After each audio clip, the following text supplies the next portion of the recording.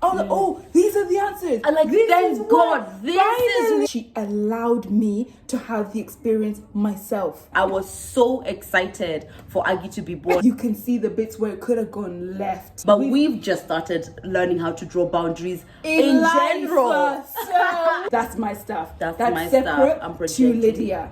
I love you more than anyone else on earth. Hello. Hi. Hello, everybody. Hi from the resident guest. Hello. Twice in.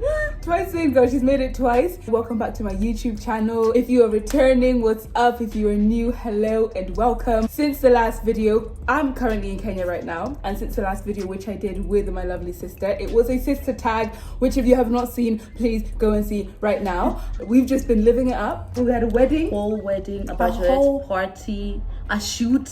It has been hectic, but we've been having a lot of fun. And I'm like, I don't want to go back to England.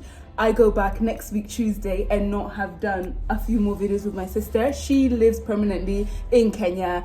Thanks for that. And so I have to go back to England. So I thought we'd do another video. So this video is going to be how to build a healthy sister relationship. We do get asked this a lot. Yeah. And how are you so close? How are you so close? Yeah. And I think for a while we thought it was just the way it was. When we were younger, we just thought, isn't everyone this close? Yeah. But the older we've gotten and as we've gotten into adulthood, we actually see the steps in which you need to do. Being someone's sibling doesn't automatically mean you are close. You still have to work on those relationships. So we thought we'd make a video to describe our journey, basically, and what we think has worked for us. It ain't perfect. Nobody's perfect. She annoying sometimes. Nobody's perfect, but I think we're very close. You're like my best friend. Like, yeah, and it's like I'm your best friend as well. I agree. You are the closest person to me. I love you more than anyone else on earth. That's genuine. No, I agree. I do. Yeah. For sure. Okay, I know you guys might already know my sister, but I will formally introduce her right now for those who have not been graced the presence of knowing her. This is Lydia KM. Hi, I'm Lydia KM. I am Aggie's sister. I am a content creator and a podcaster. That podcaster just makes me so happy. You can follow me on Instagram, Lydia KM, or my podcast here, my podcast KE. It's really good. It's fun. It's an amazing podcast. It's my favorite podcast. I'm not being biased. One of. First, I thought we would share 3 things each of why we think our relationship is healthy, just so that from your point of view you understand why we're even making this video, you understand why we think it's healthy, or how we have seen it transform into what it has today. So do you want to go first? I'll go first. I'll go first. So I always feeling like I have the opportunity. That's one. So number 1, which is going to link heavily later on, I think, is personal awareness. One of my favorite things about my relationship with my sister is that we are both aware of ourselves. Therefore, we can even be aware of the other person who's not aware of their stuff. So I feel there's compassion in this. Sometimes I definitely feel this with you. When I react in a certain way, I can see you seeing me react, and you still give me room, even if in that space I cannot see past my own stuff. Yeah. So that ekes out so many issues, you know, especially in a big scale. We know our stuff. We do. Yeah, we do for sure. My one, which I think is really important, is I think I have space to be myself, right? And I have room. I think Shan, is it Shambudi? Yeah, Shambudi. Yeah, Shambodi. She talks about having blank pages, right? Basically, there's who you are or who you believe you are, and then there's a blank pages like in front of you or around you that allow you to be flexible about that identity. And I feel like I have the same way. I think a healthy relationship requires the other person to not be fixated on who you are in this moment. They give you space to determine and to grow with you as you redefine yourself with age, with time, whatever. Yeah. So I feel that I don't feel like you attach yourself to the Lydia who I was 5 years ago, the Lydia who I was 10 years ago. It's just like as I'm growing, I can see you openly receiving this new identity I'm creating. And that feels so comforting. Yeah. Because a lot of times I think in relationships, you get pushback for changing. You get pushback for starting to draw boundaries. You get pushback for, I don't know, being more self-aware or being into things that are different. Any kind of change. Whereas I feel with you, there's so much room. Beautiful. Yeah, I feel the same. Another reason I would say this is a very healthy sister relationship is the support. There is no ill feeling whatsoever. We've seen situations where sisters can be jealous or sisters compete or things like that.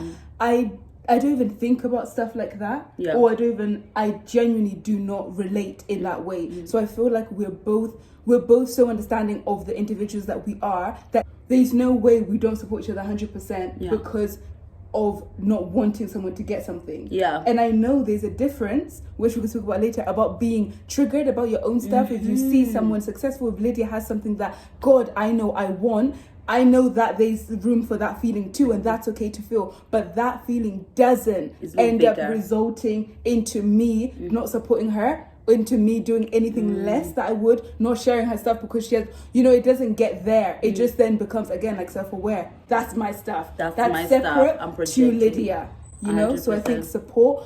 God, this girl has ridden. I even said in the last video, she's taken my Tesco bags, my Asda bags, Naivas bags. You've taken them everywhere. So support, I think, is key. It's minimum. It's true. I feel like for me is respect. There is no conversation without respect, and I see this in loads of sister fights where it goes from something like, oh yeah, we're just on a dinner date talking, and then when someone says the wrong thing, the next thing is like, that's why your husband is cheating, that's why you're such a slap. It's like there's gotta be somewhere you say, I will not go beyond that line ever. I would never do something maliciously to make my sister feel that bad. You have to have those boundaries for yourself. It gets there. You get so frustrated sometimes, but there are things that should not come out of your mouth, because once they're out, that's it. It's really hard to undo that. And an apology rarely heals the trauma. It acknowledges that you are wrong, but it rarely does, the healing that's required. So I feel like respect is huge. That's really good.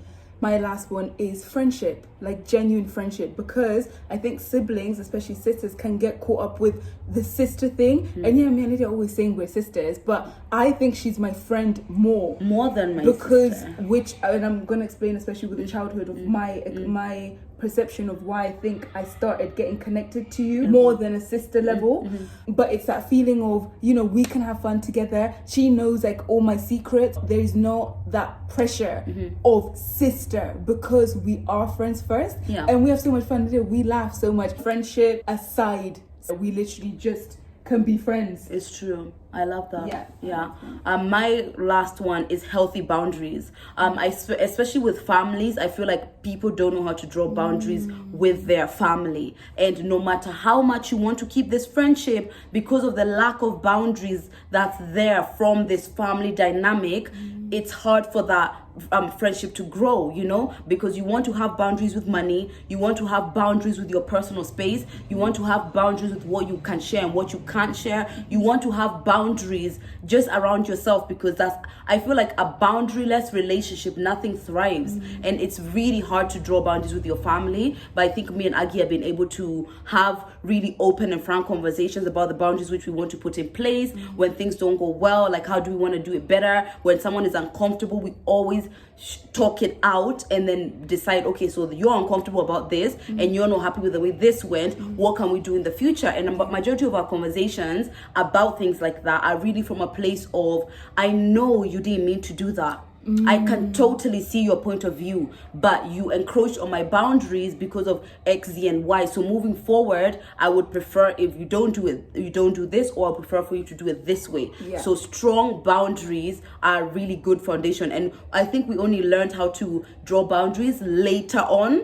And I think it's improved our relationship like tenfold. I was literally about to say, disclaimer, this is not how it began. This is not how it's always been. This is not even how it's majority been. Yeah, We've it's only been recent, but we've just started learning how to draw boundaries in life, general. So it's filtering out to us, and sometimes we joke around, like I'll call Lydia 7 times in a row, or I have been calling Lydia 7 times in a row, and it's all jokey, but it's like there's some levels of boundaries. Yeah, you're not respecting that this person because has. You should. What are you doing? Not answering. It's like when your man doesn't pick up. What could he be doing? So I just wanted to put a disclaimer that this is how we've always been. Just like any relationship, whether it's intimate, whether it's family, you grow together, and as you grow individually, you do grow as a pair. So we have grown to this point, and it has been hard. And I know as the stuff I know I have,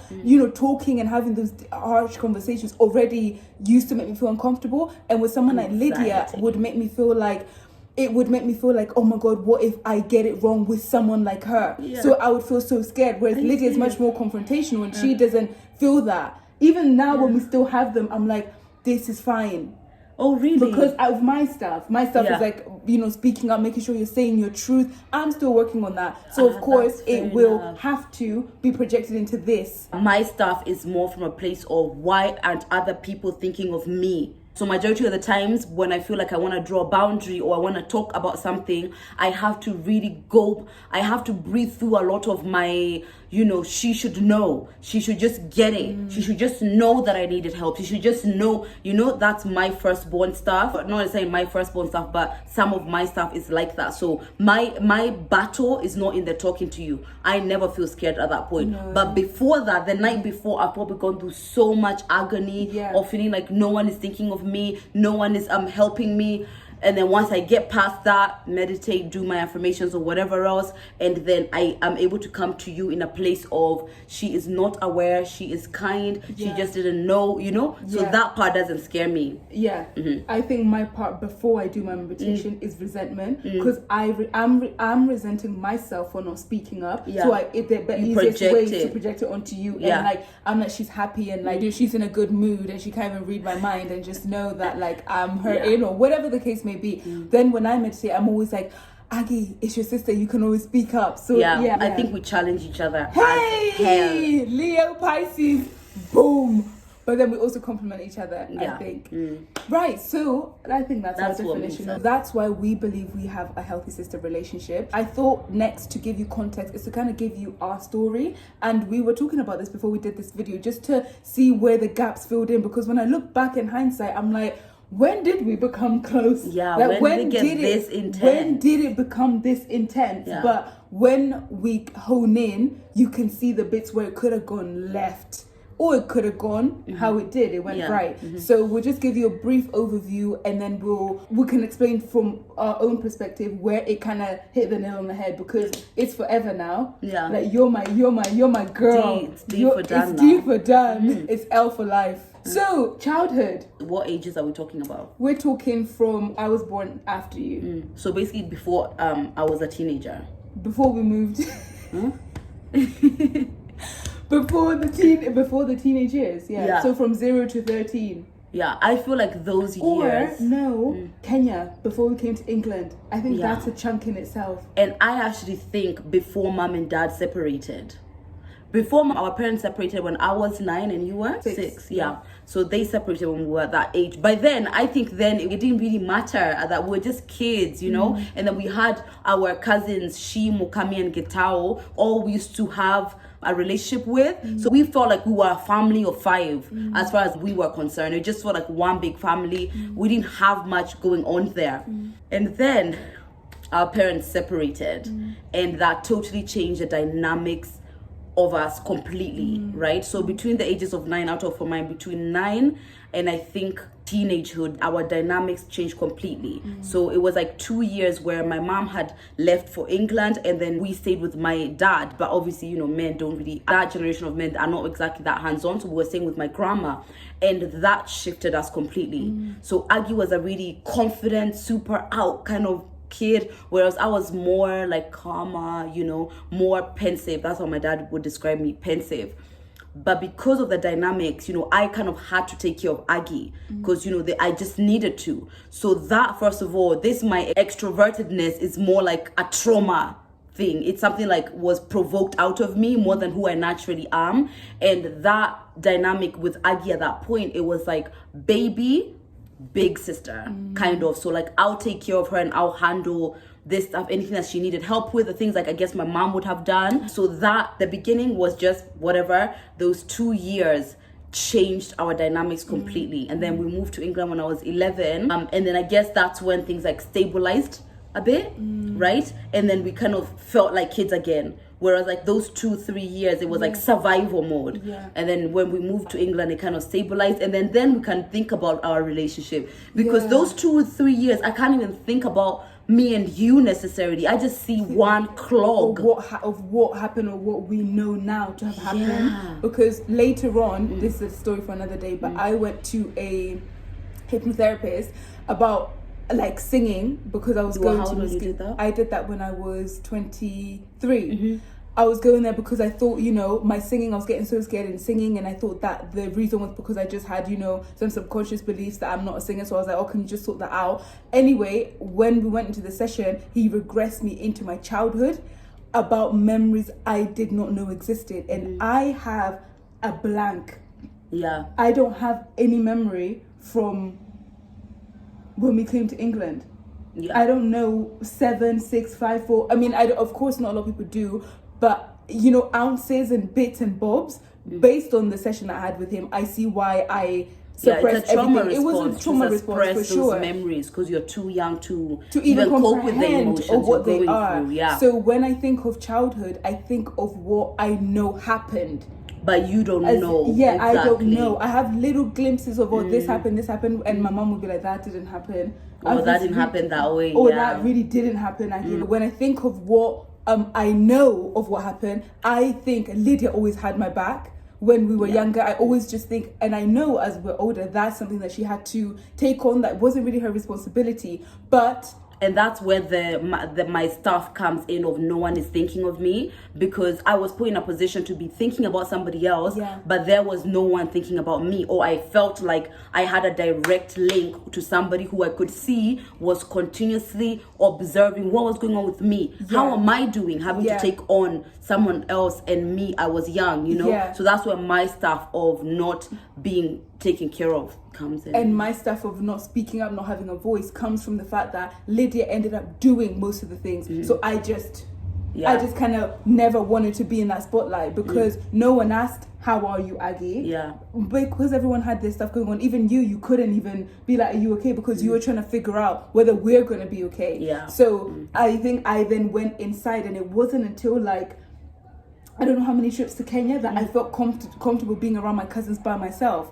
Because I used to be like, Lydia, you come, because you were just so used to looking after me. Having to, handling. Like handling it, and I was like, okay, I'm fine. Okay, now no one's looking at me and I don't have to speak. Yeah. That's where my stuff came in. So now it's like we're both undoing from this. So childhood, I'd say, and I remember mom saying, or you saying, you were so excited to meet me. Oh yeah, there's when always been a niceness. Yes. So basically, those cousins I'm talking to you about. So Mokami is the oldest one, and she was born in 1990 May. I was born in March 1991. By October 1991, Mokami had a sister, right? And then there was like this big, maybe this 2-year gap, and Mokami had a brother. So by the time Aggie was coming, Aggie came the year after him. Yeah. So by the time Aggie was coming, Mokami had a sister and a brother. So by the time Aggie came home, I was so excited because although we were all like raised together, I used to still have to go back home by myself and leave them as a 3. By the time Aggie came along in 1994, Mokami had a sister and a brother. I was so excited for Aggie to be born. So when I saw her, I was just like, God, a baby. I love her so much. And I think the love for Aggie has always just been there, because I was 3.5 years before you came. Yeah. I was done being the only child. I was good. So that's I always kind of feel Lydia liked me. You know, I always kind of feel you wanted me around, because it could have been different. I could have come early and you're like, then you having to look after me would have been like, Yeah. Yeah. So yeah, when we got She was to a nightmare as a baby, but that's a story for another day. when we got to England, and now we are what 11 yeah. and 9. Yeah. Getting Anyway, to let's get to teenager, right? Yeah. I think this is when it was just it kind of was. We didn't really know ourselves at all. Obviously, who does? Yeah. So I think it was just my sister. I don't really have feelings. Aggie used to copy me a lot. I was a lot older. Yeah, Aggie used to copy everything that I wanted to do, and I was really pushing to build my own identity. So I know older sisters, you can relate. Please tell us in the comments, can you relate to this, where your little sister wants to do everything? We go in a shop and mom's like, what do you guys want? I just be quiet. I be quiet. The second I say this one, she's like, she wants that one, And then your mom is obviously trying to be like, be nice to your sister or whatever. So there was that, annoying little sister phase. Yeah. I definitely had that. Yeah. But then as we grew older, because Aggie matured a lot faster, like generally, so she used to basically come to all my things. All my things, she used to come with me. Like, she was friends with my friends. Yeah. Like, she was just there all the time. So because of me meshing her so much with my friends, she just kind of became one of the girlfriends. Yeah. Even here, she's friends with all my Kenyan friends too. Yeah. Like, she meshes so well with my friends. So I think that's when we started building our Lydia and Aggie. We did have a phase where we fought. Do you remember that time where we did the pranks on each other and mom prayed? Mom prayed? Yeah, because she was like, this is like the devil's work. So there was a time, because we had a fight, we had a physical fight, and she beat me up and I cried. Like, there was a time where it was like that sister, and that's it. That was the frustration of the little sister annoyance, Yeah, and I guess I was frustrated that I wanted to be part of my big sister and she wouldn't see me. Yeah. And so we did have fights, and those we did these stupid pranks. little... And I put cold water in Lydia's bed when she was asleep, and I don't know what you did to me. What did you do to me? I can't remember. You did something really mean, and then I put eggs in her bed, and mom was like, I remember the eggs in the bed. Was like, this is the devil's work. Then we stopped. Then literally after mom was so mad, we kind of just stopped. It was just a phase. So there was still like that. Then, like she said, we grew into it. When I was 13, I think I knew that Lydia was a different kind of big sister, and this is what I think transformed us into being this close. And it was when I seen that she actually will allow me to be me. Ooh, I know what story you're about. Basically, when I was 13, I liked this guy. I liked this who was older than me at that time. Yes, older than her at that time. A red flag walking. Like we're talking blood red, right? Like I said, I was mature for my age, so I was around older people. So anyway, I started liking this guy, and I remember thinking, oh my god, Lydia's going to be so mad. Like, Lydia's going to be so mad. And when I told her, it's not that she was like, yeah, he go, like, I don't care about who you like, go do your thing. It's just that she allowed me to have the experience myself.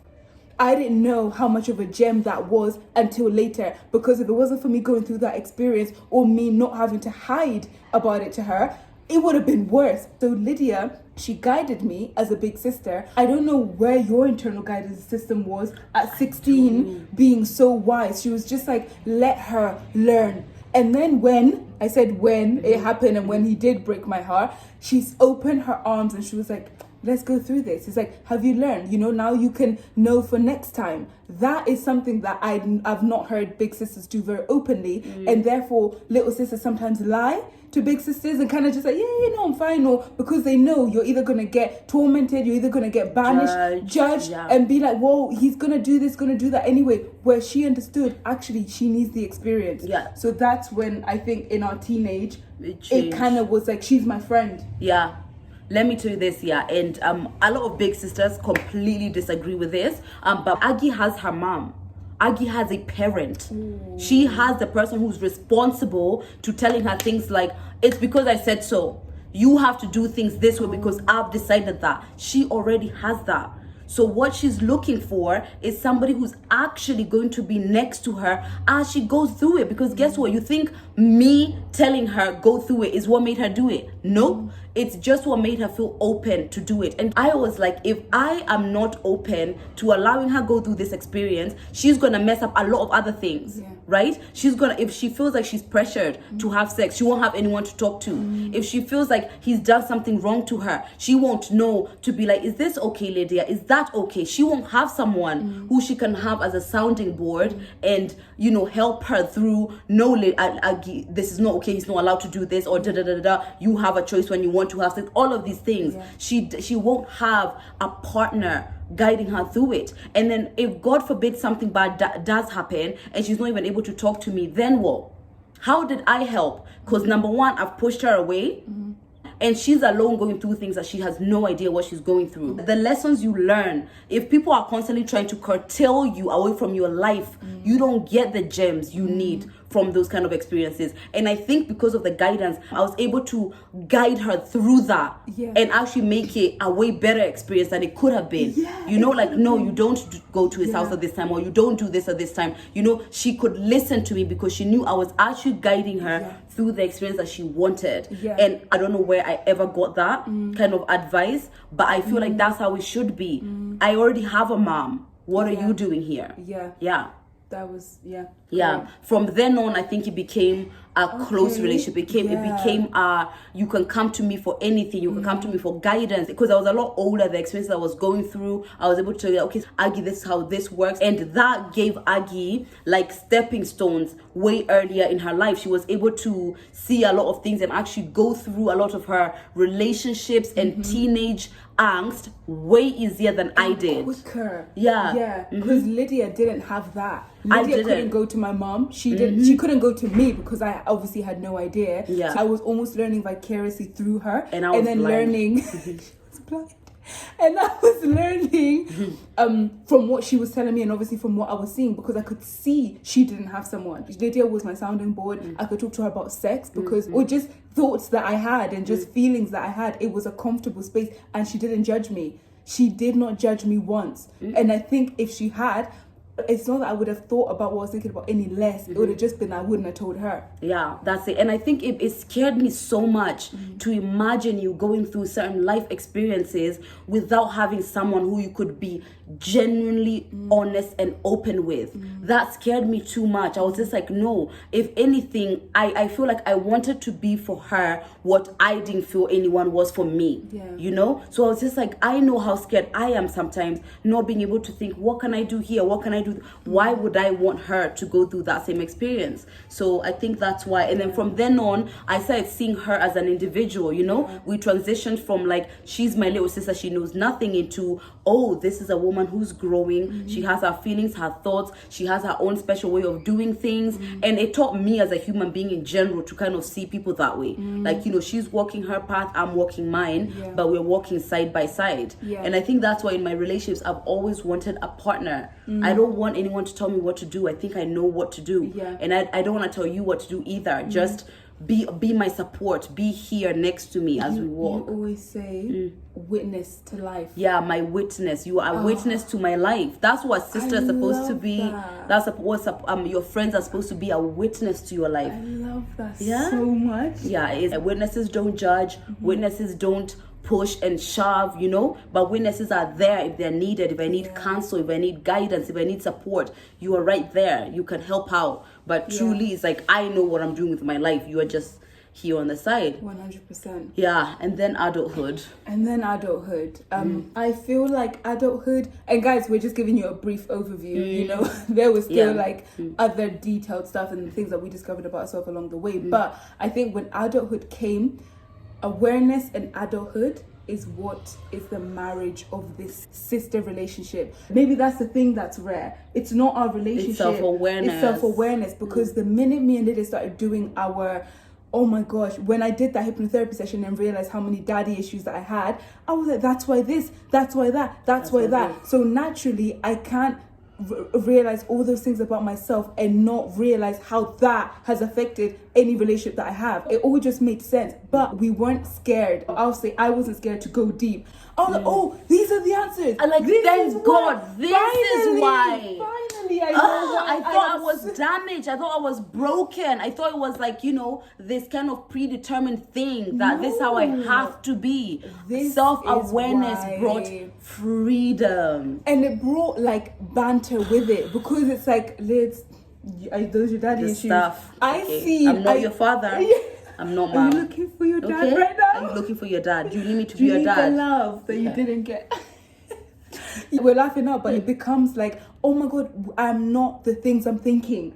You're not when you resent your sister for something small, you're like, I'm a bad person. No, you're not the thing you're thinking. Yeah, you're just reacting. It's like your normal way. Is this how you learned to react to things, Some needs were not met when you were younger. You're still that kid looking to have their needs met, know? So we have been doing wellness work and... I'm so tired.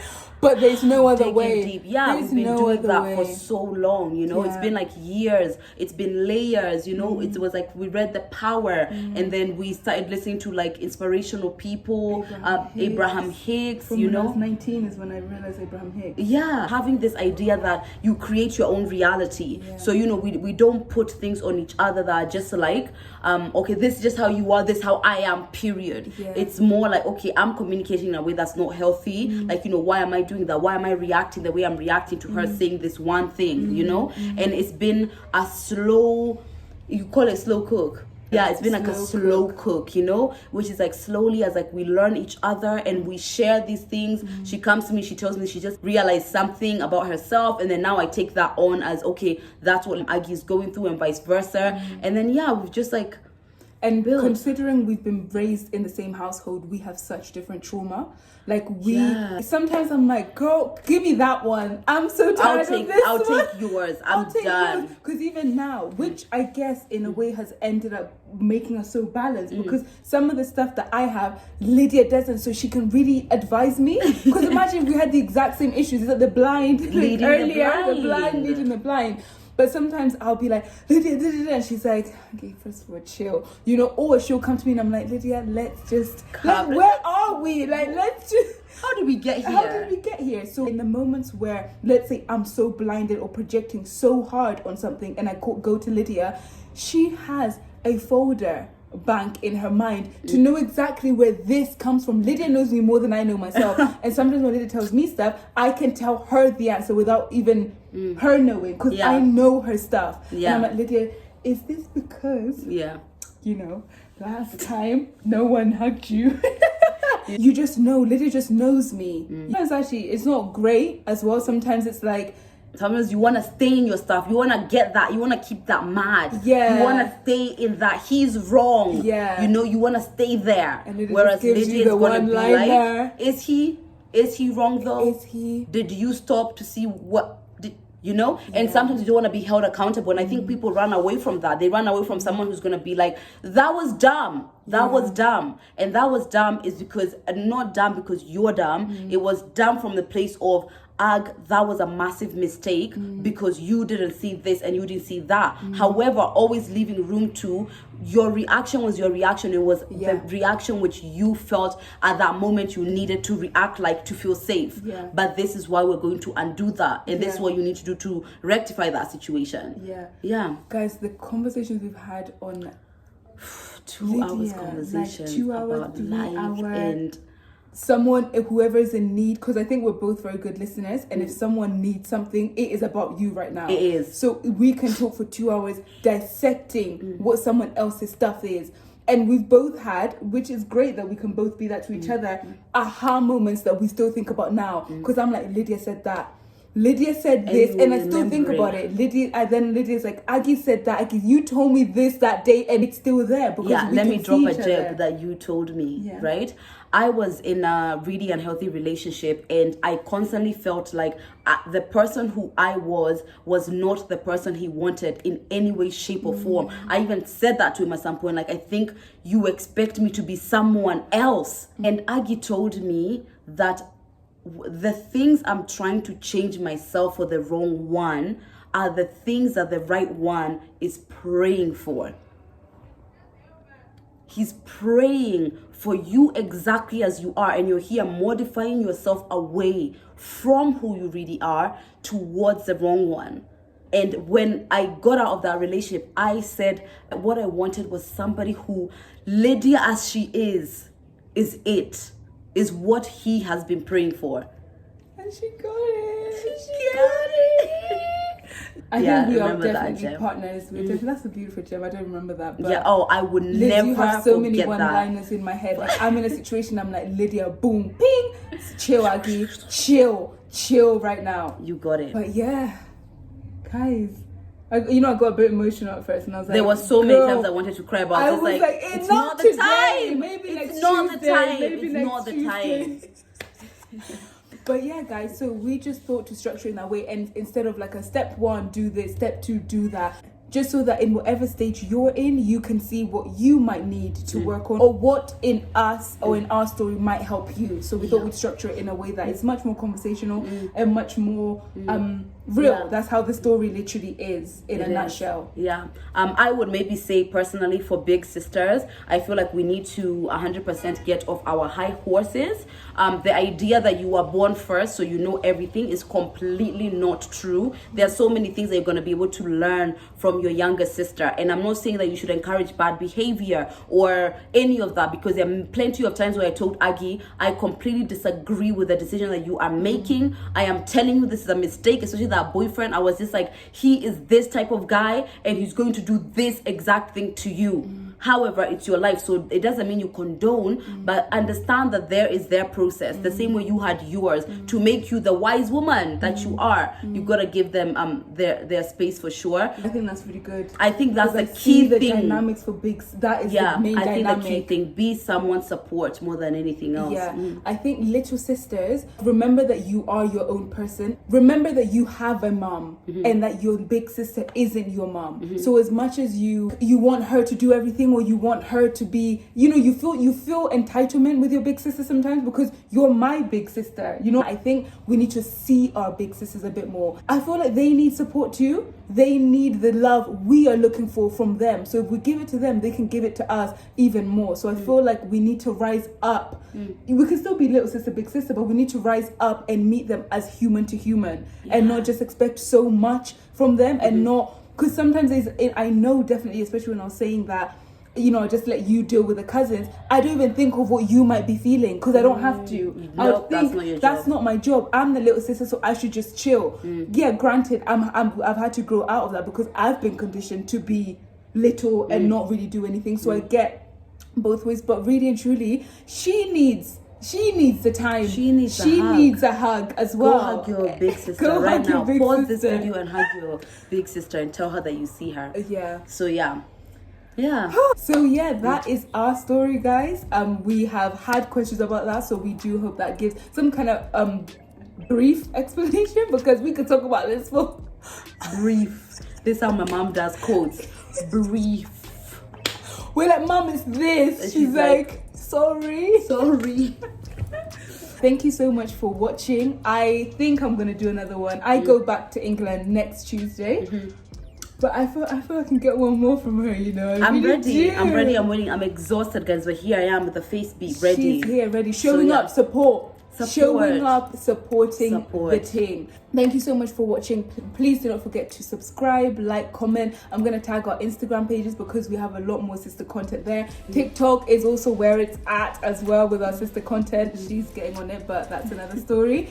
So yeah, guys, that is it. Any last words? Aggie's doing a fantastic job on this channel, so 100% support her. And it's an absolute joy to do life with you. No, nothing else. It's a joy to do life with you. It's so fun. We've had so many memories. I love it, and so many more to come. We haven't. Imagine We're not even married. We don't have kids. All right. Thanks, guys. Bye.